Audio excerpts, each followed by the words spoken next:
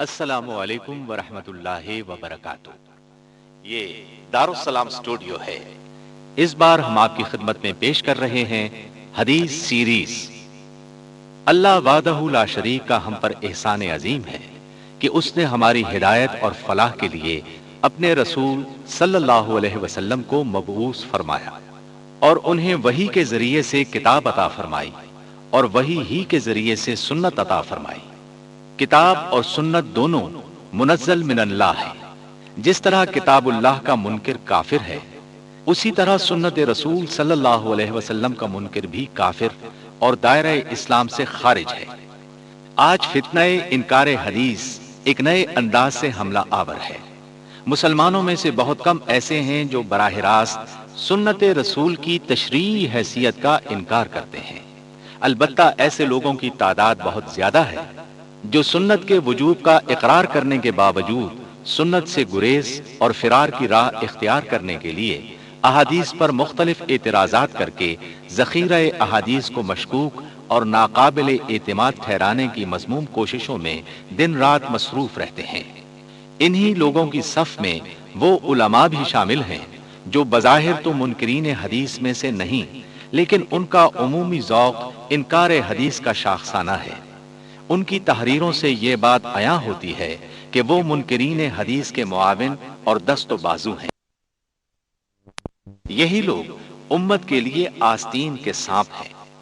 اسی ضمن میں ان علماء کی سیاہکاریاں بھی باعث شرم و عبرت ہیں جنہوں نے مذہبی و گروہی تعصب اور اندھی تقلید کی وجہ سے نبی کریم صلی اللہ علیہ وسلم کی صحیح احادیث کو رد کرنے کے لیے باقاعدہ اصول وضع کر رکھے ہیں۔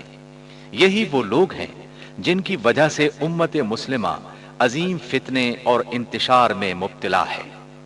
منکرین حدیث نے انکار حدیث کا عظیم فتنہ کھڑا کر کے دین اسلام کے خلاف سنگین ترین سازش کا ارتکاب کیا ہے۔ شاید ہی کوئی فتنہ اس قدر شدید ہو جس نے دین اسلام کی بنیاد شریعت کا سرچشمہ اور ماخذ اساسی پر حملہ کر کے پورے دین کو گرانے کی ناکام کوشش کی ہو۔ تاریخ کے اس نازک موڑ پر اس امر کی ضرورت ہے کہ عمل بالقرآن والحدیث سے وابستہ لوگ اللہ اور رسول صلی اللہ علیہ وسلم سے سچی محبت کرنے والے اہل ایمان اور خصوصاً علماء حق اس فتنے کے سد باب کے لیے بھرپور قوت کے ساتھ میدان عمل میں کود پڑیں۔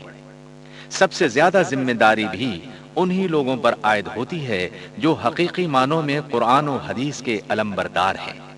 اگر یہ لوگ حدیث کی مدافعت کے لیے آواز بلند نہیں کریں گے تو پھر اس کام کو اور کون لوگ کریں گے؟ اس اہم فریضے میں ذرہ برابر کوتاہی بھی حرام ہے۔ اسی اہم فریضے کی ادائیگی کی کوشش میں دارالسلام اسٹوڈیو نے 8 حصوں پر مشتمل حدیث سیریز تیار کی ہے، جس میں کوشش کی گئی ہے کہ حدیث کے متعلق تمام پہلوؤں پر روشنی ڈالی جائے اور خصوصاً منکرین حدیث کے باطل اور لغو اعتراضات کا تشفی بخش جواب بھی دیا جائے۔ ان 8 حصوں میں بعض جگہ کچھ مکالمے شامل کیے ہیں جو فقط سمجھنے اور سمجھانے کے لیے ہیں۔ ہم اس سیٹ کی تیاری کے لیے الفاظ اکیڈمی اسلام آباد کے ذمہ داران جناب خلیل الرحمن چشتی اور جناب محمد خان منہاج صاحب کے شکر گزار ہیں جنہوں نے اس کے لیے بنیادی مسودہ فراہم کیا۔ حدیث سیریز میں حدیث کی شرعی حیثیت، حدیث و سنت کا دائرہ کار، اصول حدیث، خبر واحد حجت ہے، اقسام حدیث اور ائمہ محدثین، فتنہ وضع حدیث، روایت حدیث کی تاریخ اور محدثین کے حالات زندگی، اور منکرین حدیث کے اعتراضات اور ان کے جوابات جیسے اہم اور علمی موضوعات کا تذکرہ کیا گیا ہے۔